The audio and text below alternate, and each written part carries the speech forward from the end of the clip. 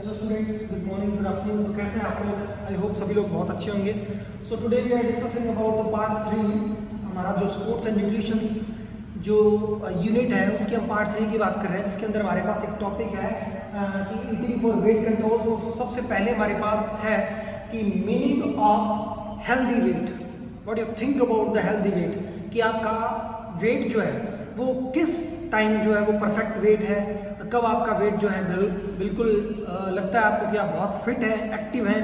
आपका वेट आपको कब लगता है कि आप ओबेज हैं, कब आपको लगता है कि आप मोटे हो रहे हैं, या कब बहुत जल्दी आप थक जाते हैं। ये सारी चीज़ें जो है आज हम बात करने वाले हैं मीनिंग ऑफ हेल्दी वेट के थ्रू की। अकॉर्डिंग टू जो हमारा नेशनल हेल्थ डिपार्टमेंट है वो हेल्दी वेट के बारे में क्या कहता है उसके बारे में ध्यान से देख लें कि healthy weight is considered to be the one of that is between 19 and 25 BMI। 19 to 25 BMI body mass index. इसका रिजल्ट कैसे निकालते हैं वो मैं अभी आपको एक्सप्लेन करूंगा। यानी कि जो वर्ल्ड हेल्थ ऑर्गेनाइजेशन है वो ऐसे बोलता है कि हमारा जो BMI जो बॉडी मास इंडेक्स है वो 19 to 25 के बीच में अगर है तो आपका जो वेट का जो कैटेगरी है वो बिल्कुल परफेक्ट और नॉर्मल माना जाएगा। अगर उससे कम होता है तो वो अंडरवेट, और अगर 25 से आपका रिजल्ट ऊपर आता है तो वो ओवरवेट, और 30 ऊपर आता है तो आपको ओबेसिटी की डिफरेंट क्लासेस के अंदर सेट किया जाता है कि आपका वेट कितना आपको रिड्यूस करना चाहिए, कितना आपको इंक्रीज करना चाहिए। वो सारी चीज़ें आपको मैं कैसे बताऊँगा। उसके बाद आपका आता है कि if the BMI is between 25 and 29 an adult is considered overweight. यानी कि 25 जैसे ही आप क्रॉस करोगे आपको ओवरवेट बताया जाएगा। इफ द BMI इज 30 और ग्रेटर, 30 और उससे ज़्यादा, the person is considered to be obese. और 30 के बाद वाले के अंदर जो है जैसे जैसे आपकी कैटेगरी बढ़ती जाएगी वैसे वैसे आपको ओबेसिटी की डिफरेंट क्लासेस के अंदर सेट कर दिया जाएगा। यानी वर्ल्ड हेल्थ ऑर्गेनाइजेशन सिर्फ एक बात बोलती है कि आपका अगर वेट जो है BMI के स्कोर के अकॉर्डिंग अगर आपका 18.5 to 24.9 के बीच में अगर आता है तो आप बहुत ही अच्छे तरीके से सही वेट कैटेगरी है आपकी, बिल्कुल परफेक्ट वेट है आपका। आपको ना कम करने की ज़रूरत है, ना वेट को डिक्रीज करने की ज़रूरत है, ना वेट को इंक्रीज करने की ज़रूरत है। Then now we are discussing about the method of BMI। यानी कि अगर आपको BMI निकालना है तो आप किस तरीके से निकालेंगे उसके बारे में हम डिस्कस करने वाले हैं। BMI का फुल फॉर्म हो गया कि body mass index. Body mass index निकालने के लिए हमें ये वाला फॉर्मूला यूज करना होता है, weight in kilogram upon by height in metre square. Height in metre square. For example मैं छोटी सी आपको बात कर लूँ कि अगर आपके मान लीजिए आपका वेट जो है वो है 56 kg और आपकी हाइट जो है वो है 1.60 और 1.60। अब इसका जो भी रिजल्ट आएगा स्टूडेंट्स वो अगर आपका आता है 18.5 to 24.9 के बीच में, तो अगर इनके बीच में आपका रिजल्ट आता है तो आपकी जो कैटेगरी है वो एकदम परफेक्ट मानी जाएगी। Then otherwise if we are think about the underweight, overweight, obesity, different classes, तो हम क्या करेंगे 24.9 जैसे ही हम क्रॉस करेंगे then we are entering the overweight. यानी कि जैसे 25 के अंदर एंटर किए 30 तक पहुंचते पहुंचते हम ओवरवेट हो गए हैं। अब जैसे अगर आप यानी कि 25.0 to 29.9 ये आपका क्या हुआ ओवरवेट। अब अगर हम पहुंच गए 30 to 34.9 इट मीन्स आप ओबेसिटी की फर्स्ट क्लास में आ गए हो। वैसे अगर आप 35 to 39.9 में जाओगे तो ओबेसिटी के सेकंड क्लास में। Then if you are close the 40 then you are in the third class of obesity. यानी कि आपका BMI का जो रिजल्ट है वो 18.5 to 24.9 के बीच में ही आना चाहिए। अदरवाइज अगर आप 18.5 से आपका कम आता है तो आपको रिड्यूस नहीं, आपको वेट इंक्रीज करने की ज़रूरत है। और अगर आपका वेट कैटेगरी जो है वो 25 प्लस आ रहा है तो आपको वेट को अपने को क्या करना है, रिड्यूस करना है, ना कि इंक्रीज करना है। हमें हमारे न्यूट्रिएंट्स के ऊपर ध्यान देना है, हमारी बैलेंस डाइट के ऊपर फोकस करना है, प्लस हम जो न्यूट्रिएंट्स ले रहे हैं उनके ऊपर फोकस करना है। इसके अलावा सारी कैटेगरीज में आपके सामने आपको लिख दी है, आपको नोट्स के अंदर भी आपको प्रोवाइड करवा दी गई है कि कौन कौन सी कैटेगरी होती है। यानी कि कैटेगरी आपकी ये रही और BMI मास का आपका ये रहा। सबसे पहले आता है अंडरवेट, मतलब 18.5 से कम अगर आपका रिजल्ट आता है तो आपको अंडरवेट। अगर आपका रिजल्ट आता है नॉर्मल वेट, यानी कि नॉर्मल वेट के अंदर आपका रिजल्ट आएगा 18.5 to 24.9। If you are think about the overweight, यानी कि 25 to 29.9, यानी कि 25 के बाद हम हो गए ओवरवेट। अब हम चले गए ओबेसिटी की क्लास फर्स्ट के अंदर, यानी कि 30 से लेके 34.9 अगर आपका वेट कैटेगरी इतना आता है तो आप ओबेसिटी की क्लास 1 में हैं। ओबेसिटी क्लास 2 में आप 35 से लेकर 39.9, और ओबेसिटी की क्लास 3 जो है वो आपकी ग्रेटर देन 40, यानी कि अगर आप 40 क्रॉस कर जाते हैं तो आपका वेट जो है वो इंक्रीज हो गया है, बढ़ गया है, और आपको बहुत जल्दी कम करने की ज़रूरत है। इसके बाद हमारे पास जो नेक्स्ट टॉपिक है स्टूडेंट्स, वो है कि आप किस तरह से मेंटेन कर सकते हैं अपने वेट को, अपने फिटनेस को, अपनी कैटेगरी को, सब चीज़ों को आप किस तरह से मेंटेन कर सकते हैं, उसके बारे में डिस्कस करते हैं।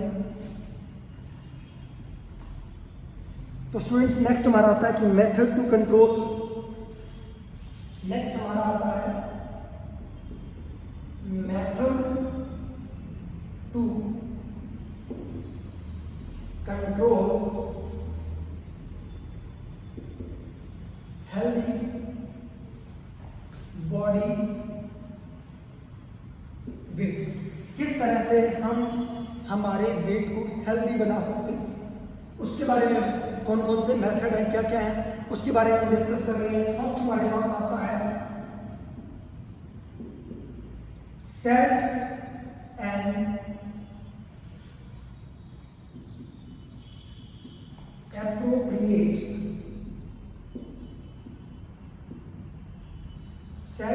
Appropriate goal.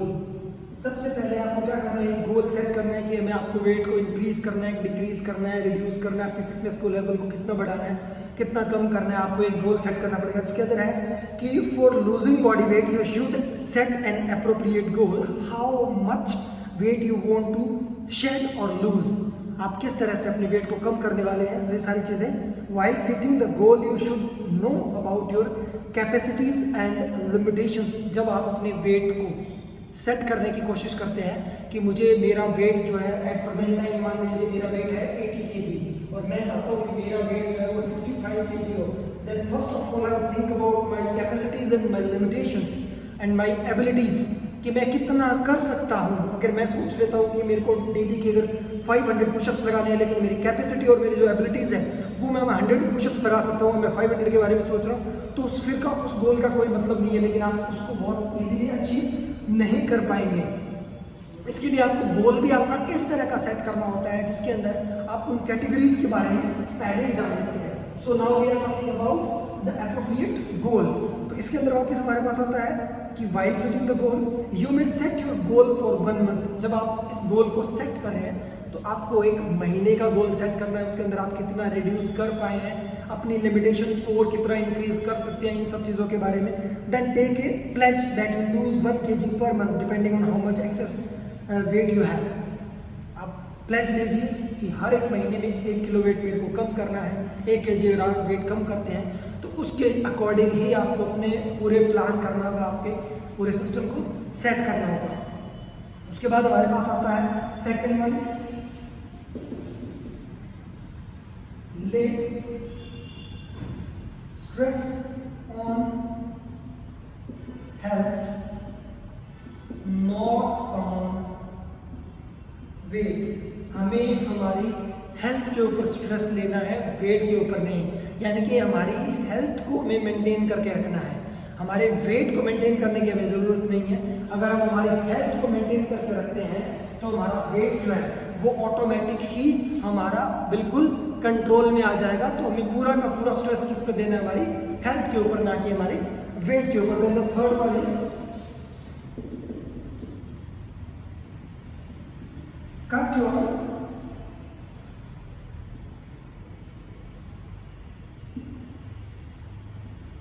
Your calories. आपकी जो कैलोरीज हैं उनको कम करना है। कट करना है। अब आप किस तरह से उनको कट करोगे, यानी कि अगर मैं बात करूं, अगर आपको पर डे 2000 कैलोरीज की नीड होती है और अगर आप 3000 कैलोरीज अगर आप लेते हैं तो अगर 2000 कैलोरीज बर्न हो जाएगी, आप इतना वर्कआउट करते, लेकिन जो आपकी जो 1000 कैलोरीज जो रिमेनिंग है वो सारी की सारी कैलोरीज आपकी किस में हो जाएगी, ओबेसिटी में कन्वर्ट हो जाएगी। ओबेसिटी में कन्वर्ट हो जाएगी तो आपका ऑटोमेटिकली वेट इंक्रीज हो जाएगा। तो आपको किसके ऊपर फोकस करना है कि आपको जितनी आप कैलोरीज ले रहे हो प्रोडक्ट्स के थ्रू, न्यूट्रिएंट्स के थ्रू, तो उतनी सारी कैलोरीज आपको क्या करनी है, कट करनी है आपके रेस्टिंग टाइम से पहले पहले। उसके बाद हमारे पास नेक्स्ट जो पॉइंट आता है वो आता है एक्टिव लाइफस्टाइल, यानी कि हमारे लाइफस्टाइल को बिल्कुल एक्टिव करना है। लाइफस्टाइल एक्टिव करने के बाद मैं कुछ एग्जांपल्स बताता हूँ आपको। फॉर एग्जांपल की मैं बात करूँ, एट प्रेजेंट टाइम हम क्या करते हैं, जैसे हमारे घर में टीवी चल रहा है, we are on the bed, then TV को बंद करना हो तो हम रिमोट का यूज़ करते हैं। हमें रिमोट का यूज़ नहीं करके हमें उठ के और वहाँ पे जाना चाहिए और स्विच को ऑफ करना चाहिए। उसके अंदर भी हमारी कुछ एक्टिविटीज़ हो रही है। Then if you are talking about, हम बात करते हैं कि हम कहीं बाहर जा रहे हैं तो हम साइकिल का, बाईसाइकिल का या कार का इस तरह से यूज़ करते हैं। हम किसी बहुत छठी या सातवें मंजिल पे जाते हैं, स्टेयर्स चढ़ के नहीं जाते हैं, एलिवेटर का यूज़ करते हैं। तो ऐसी चीज़ों के ऊपर हमें ध्यान देना चाहिए, हमारे लाइफस्टाइल को एक्टिव करना चाहिए, हमें स्टेयर्स का यूज करना चाहिए, पैदल चलना चाहिए। ये सारी चीज़ें हमें मैन्युअली करनी चाहिए, ना कि हम किसी टेक्निक का सहारा लेके करें। तो हमारे लाइफस्टाइल को क्या कर सकते हैं, एक्टिव रख सकते हैं। देन द नेक्स्ट वन,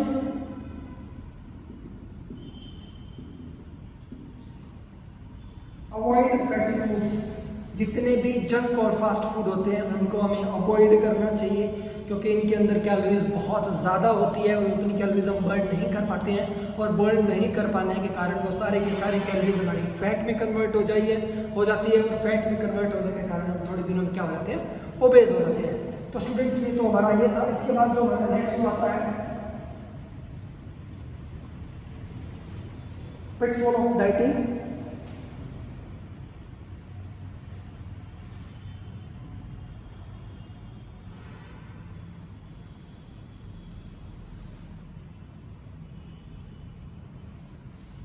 जो मेथड है, कुछ लोग सोचते हैं कि हम किसी और तरीके से हम हमारे वेट को जो है वो कम कर सकते हैं। तो इसके अंदर आपके पास एक टॉपिक अलग आ गया है। टॉपिक का नेम है students pitfall of dieting. Pitfall of dieting में क्या है कि nowadays everybody wants to remain slim and trim. People who are overweight use various method to lose weight. लोग बहुत ज़्यादा ऐसे डिफरेंट टाइप्स के मेथड यूज़ कर रहे हैं हमारा खुद का वेट क्या करने के लिए, रिड्यूस करने के लिए।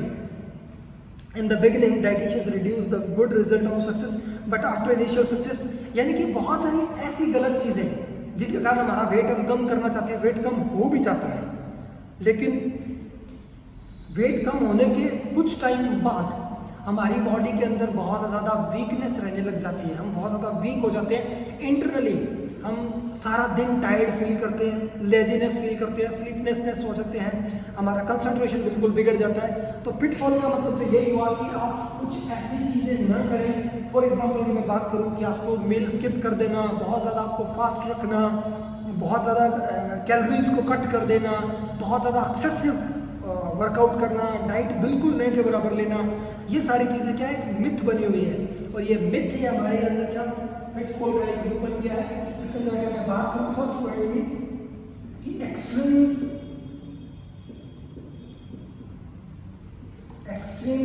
Reduction of calories, reduction of calories. Second one आपका आता है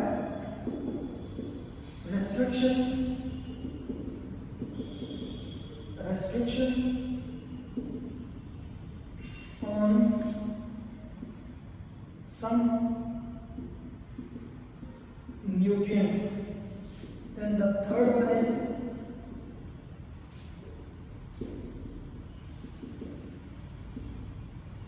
skipping meal, and the fourth one is intake of intake of calories through beverages.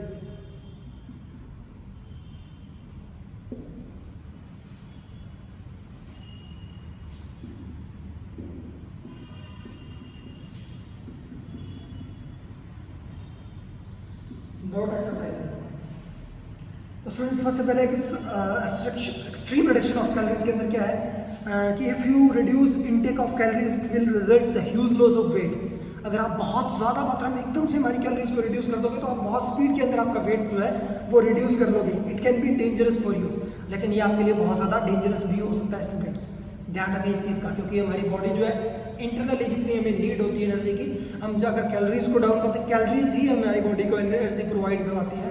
और हम एकदम से हमारी अगर कैलोरीज को डाउन कर देंगे बिल्कुल रिस्ट्रिक्टली तो हमारी बॉडी जो है इंटरनली बहुत ज़्यादा वीक हो जाएगी, और बहुत ज़्यादा इंटरनली वीक हो जाने के कारण हमारी जो बॉडी है वो प्रॉपर तरीके से वर्क नहीं कर पाएगी अच्छे तरीके से।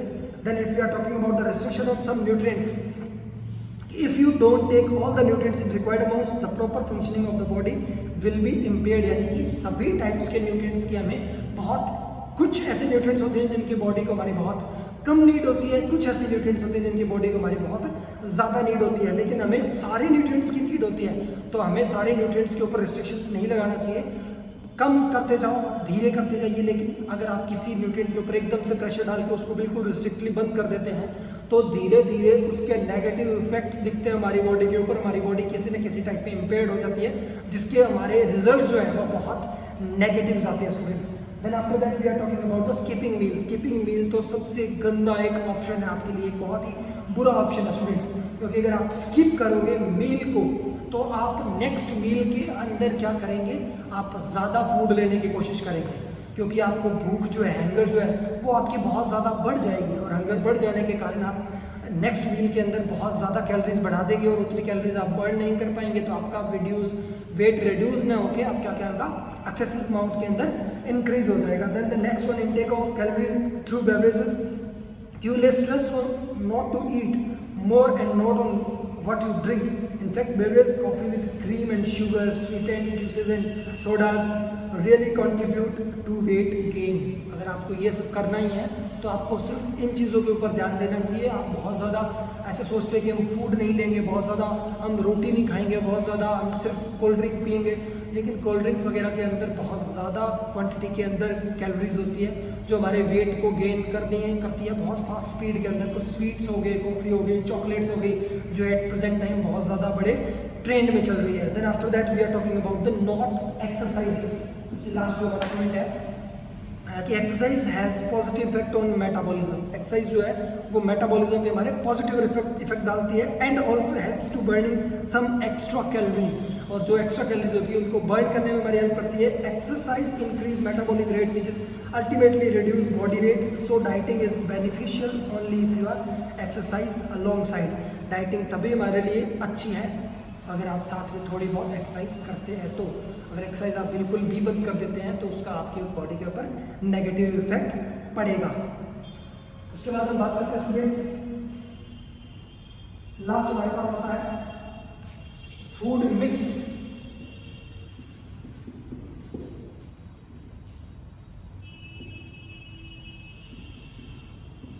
फूड मिक्स का क्या मतलब है स्टूडेंट्स? फॉर एग्जाम्पल की बात करूं,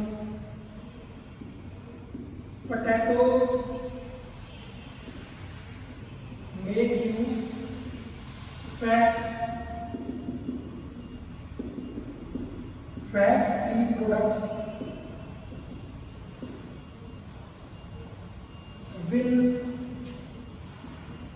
help you in losing weight. Third one is eggs increases cholesterol level, so avoid them. Next हमारे पास है कि don't take milk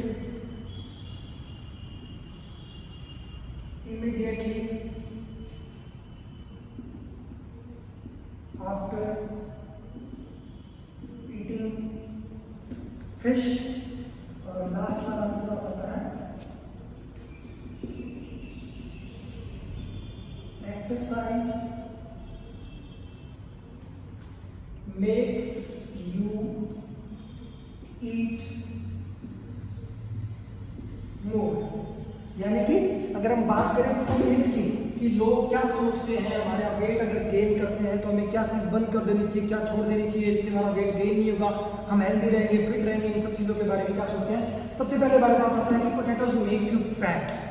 at present time आप सभी लोगों के घर में ये बात सुनते होंगे कि अगर आप बहुत ज़्यादा आलू खाओगे तो आलू जैसे हो जाओगे। यानी कि लोगों का कहना है कि पोटैटो बहुत ज़्यादा खाने से आदमी का बॉडी के अंदर वेट गेन हो जाता है। लेकिन साइंटिफिक रीजन के थ्रू अगर हम बात करें, आप कितने भी पोटैटो खाइए अगर आप उन कैलोरीज को बर्न कर लेते हैं तो कोई दिक्कत नहीं है। और ये साइंटिफिक रीजन कहीं नहीं लिखा हुआ कि पोटैटो जो है वो फैट को इंक्रीज करता है। उसके बाद हम बात करें fat free products will help you losing weight.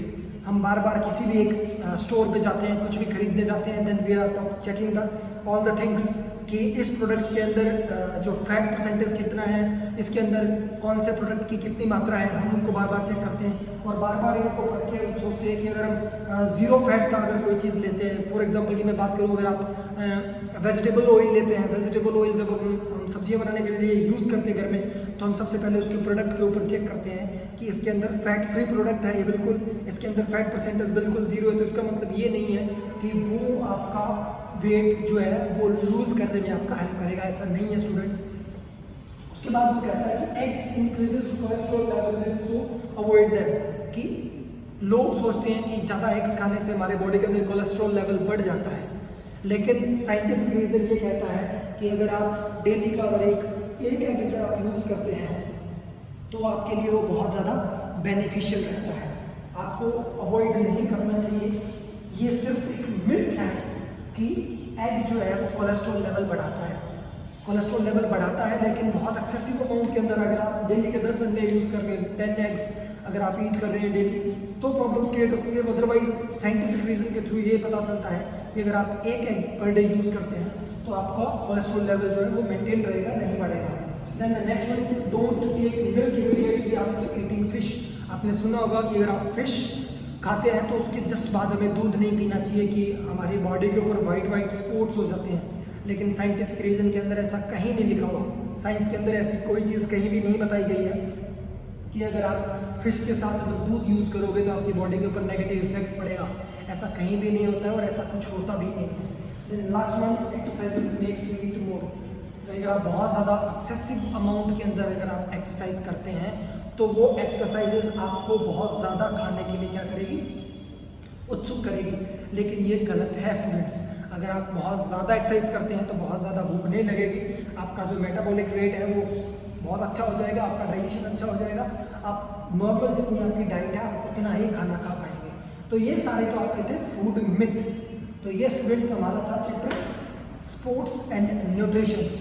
इसके अलावा अगर आपको किसी पॉइंट के अंदर कहीं भी कोई दिक्कत आती है तो आप मुझसे कांटेक्ट कर सकते हैं। 9587570018 मेरा मोबाइल नंबर है, आप मुझे DM कर सकते हैं, व्हाट्सअप कॉल कर सकते हैं, किसी भी टेक्स्ट कर सकते हैं आप कुछ भी। इसके अलावा आपको किसी भी टॉपिक की अगर वीडियो चाहिए तो आप मुझसे कांटेक्ट कर सकते हैं। और बहुत छोटा सा सिलेबस है, साथ में हमारे प्रैक्टिकल की प्रैक्टिस भी आप लोग करते रहें घर पे, pushups, pullups, running, walking, jogging, जब भी आपको थोड़ा बहुत टाइम मिलता है, क्योंकि एट प्रेजेंट टाइम हमारी बॉडी जो है बहुत ज़्यादा रेस्ट पे चल रही है। और बहुत ज़्यादा रेस्ट का मतलब है हम घर पे जितना ज़्यादा रहते हैं उतना ज़्यादा फूड यूज़ करते हैं, और ज़्यादा फूड यूज़ करने के हमारे अंदर हमारी कैलोरीज बहुत ज़्यादा हो जाती है, और कैलोरीज ज़्यादा होने के कारण वो सारी कैलोरीज हमारी क्या हो जाती है, फैट में कन्वर्ट हो जाती है। इसलिए हमें बहुत ज़्यादा फैटी नहीं होना। स्टूडेंट्स अपने आप को एक्टिव रखें, फिट रहें, stay safe, stay healthy. Thank you students, good luck.